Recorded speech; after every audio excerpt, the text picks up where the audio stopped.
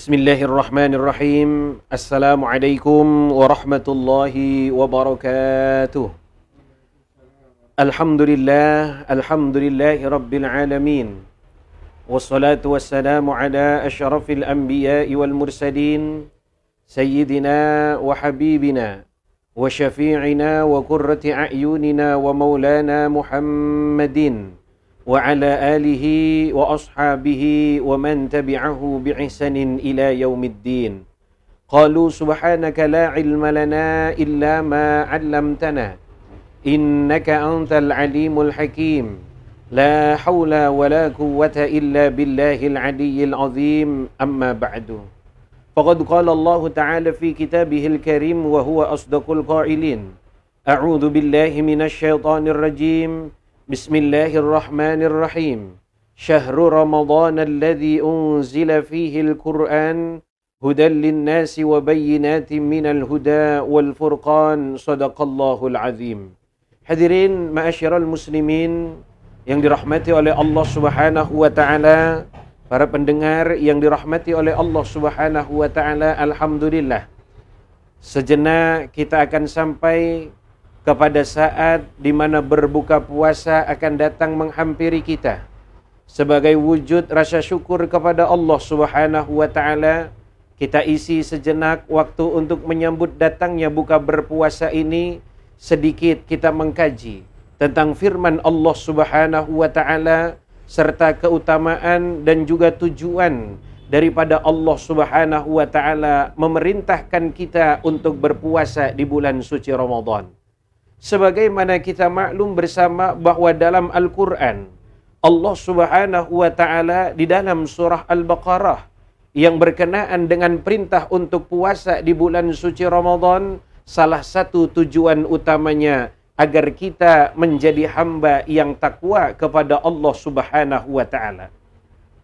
Nilai takwa yang akan nanti hadir pada orang yang berpuasa di bulan suci Ramadan, maka setidaknya ada beberapa ciri dan juga tanda daripada orang-orang yang bertakwa kepada Allah Subhanahu wa taala. Atau dalam bahasa lainnya, dengan puasa yang Allah perintahkan kepada kita, dengan puasa yang kita kerjakan di bulan suci Ramadan ini, ketika tujuan seseorang untuk menjadi pribadi yang bertakwa kepada Allah Subhanahu wa taala akan melahirkan beberapa sifat, akan melahirkan beberapa perilaku, yang perilaku ini memang sudah semestinya tercermin dalam hamba-hamba yang bertakwa kepada Allah Subhanahu wa taala. Untuk menjelaskan tentang sifat takwa ini, maka ada baiknya bersama kita cermati dan kita lihat firman Allah Subhanahu wa taala di dalam surah Ali Imran ayat 133. Ketika Allah memulai dengan sebuah kalimat, A'udzu billahi minasyaitonir rajim. Bismillahirrahmanirrahim. Wasari'u ila maghfiratin mir rabbikum wa jannatin 'arduhas samawati wal ard u'iddat lil muttaqin. Dan bersegeralah kalian kepada ampunan Allah Subhanahu wa taala dan juga syurga yang disediakan oleh Allah Subhanahu wa taala bagi siapa? U'iddat lil muttaqin, bagi hamba-hamba yang takwa kepada Allah Subhanahu wa taala. Lantas bagaimana hamba yang takwa kepada Allah ini? Lanjut ayat yang berikutnya.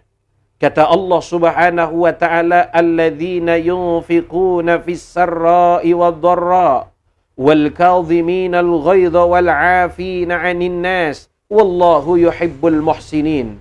Bahwa orang yang takwa kepada Allah itu tadi akan melahirkan satu sifat.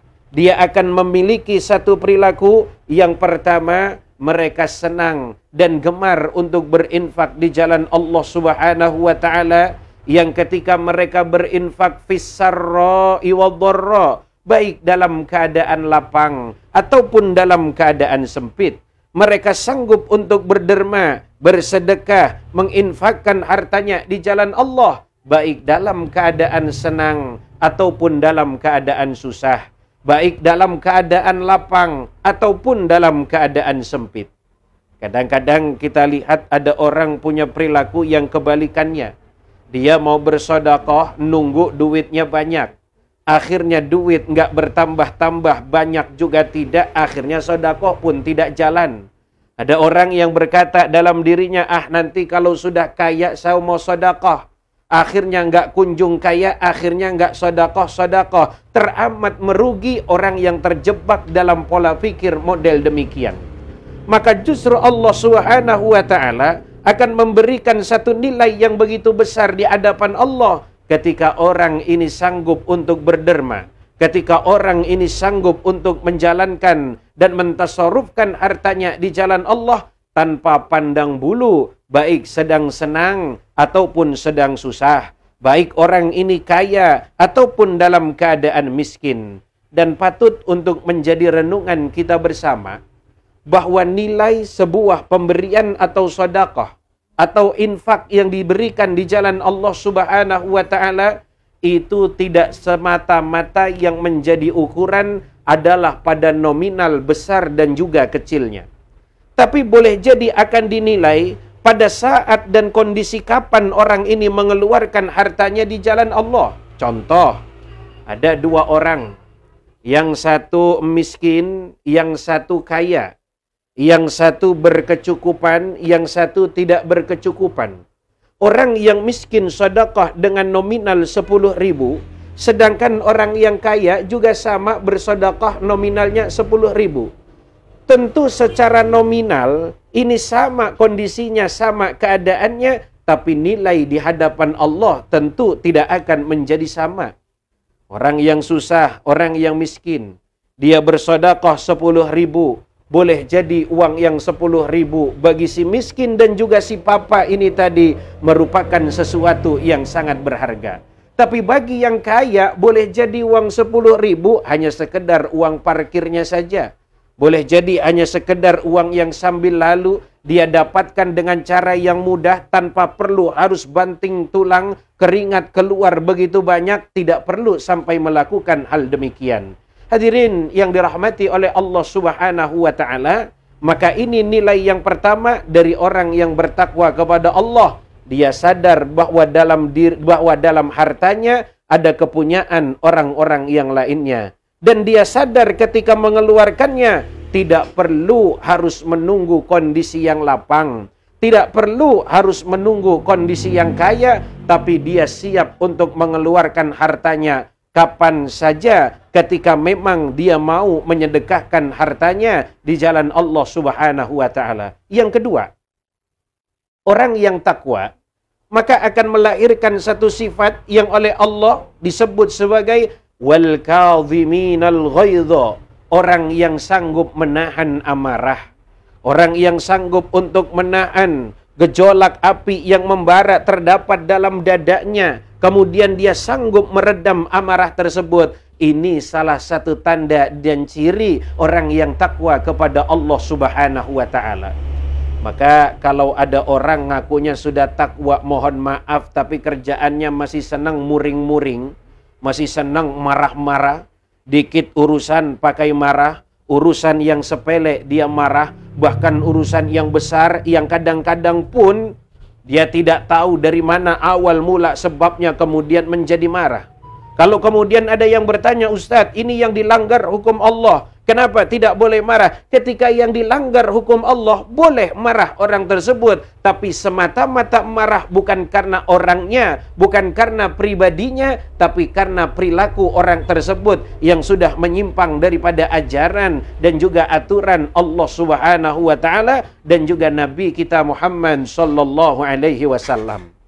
Maka diceritakan ketika Al-Imam Muhammad bin Ahmad bin Muhammad As-Sawi Al-Misri Al-Khulwati Al-Maliki dalam kitab tafsir As-Sawinya, syarah daripada kitab tafsir Jalalain, beliau di sana mengutip ada satu kisah yang terjadi kepada salah satu dzurriyyah Nabi kita Muhammad sallallahu alaihi wasallam.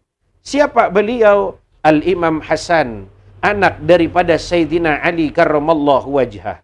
Satu waktu Sayyidina Hasan ini pernah dihina oleh orang. Satu waktu Sayyidina Hasan ini pernah dicaci maki oleh orang. Dan orang yang mencaci maki ini bilang kepada Sayyidina Hasan, "Ya Hasan, in syatamtani marratan wahidah, syatamtuka mi'ata marrah." Kata orang ini bilang, andai kau menghina aku dengan 1 kali hinaan, maka akan aku balas engkau dengan 100 kali hinaan. Tapi apa jawaban Sayyidina Al-Hasan? Apa jawaban cucu Nabi kita Muhammad sallallahu alaihi wasallam? Beliau menjawab dengan entengnya, "In syatamtani mi'ata marrah, ma syatamtuka walau marratan wahidah." Jikalau engkau menghina aku dengan 100 kali hinaan, jikalau engkau mencaci maki aku dengan 100 kali cacian, maka sekali-kali aku tidak akan membalas hinaan dan juga cacian yang kau lemparkan kepada aku. Tapi apa? Justru aku akan memberikan maaf kepada engkau dengan maaf yang seluas-luasnya, dengan maaf yang selapang-lapangnya. Ini salah satu ciri dan juga tanda orang yang bertakwa kepada Allah Subhanahu wa taala. Dia sanggup meredam amarahnya. Dia sanggup meredam gejolak api yang berkecamuk di dalam dadanya. Dan termasuk Ramadan ini bulan yang mengajarkan kita untuk sabar, bulan yang mengajarkan kita untuk menahan syahwat dan juga hawa nafsu kita. Menahan syahwat, hawa nafsu dari makan dan juga minum. Menahan syahwat dan juga hawa nafsu dari kumpul dengan pasangan kita masing-masing. Maka boleh jadi yang tadinya di luar Ramadan itu halal, tapi pada saat siang Ramadan sejenak hukumnya berubah menjadi haram. Tahu itu halal nanti habis maghrib kalau Ramadan itu ya. Tahu juga halal habis maghrib. Tempe halal habis maghrib. Teh manis itu seger banget tapi nanti habis maghrib. Bahkan istri kita sendiri juga halal nanti habis taraweh, jangan habis maghrib ya. Kalau habis maghrib bawaannya nafsu betul kayaknya. Habis taraweh jangan habis maghrib. Yang ketiga, tanda orang yang bertakwa kepada Allah bagaimana? Wal afina 'anin nas. Dia punya sifat untuk memberi maaf terhadap orang-orang yang pernah berbuat salah kepada orang tersebut.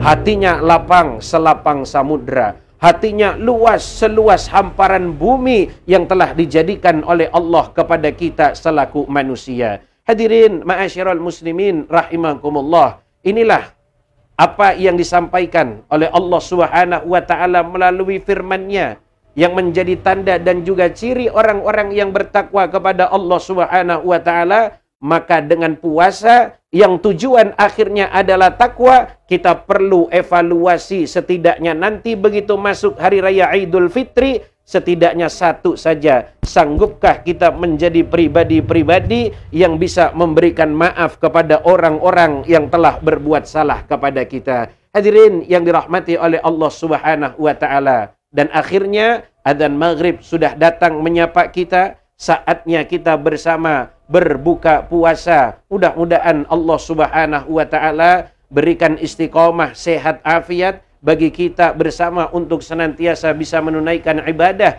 di bulan suci Ramadan ini dengan sebaik-baiknya ibadah. Saya ucapkan selamat berbuka puasa.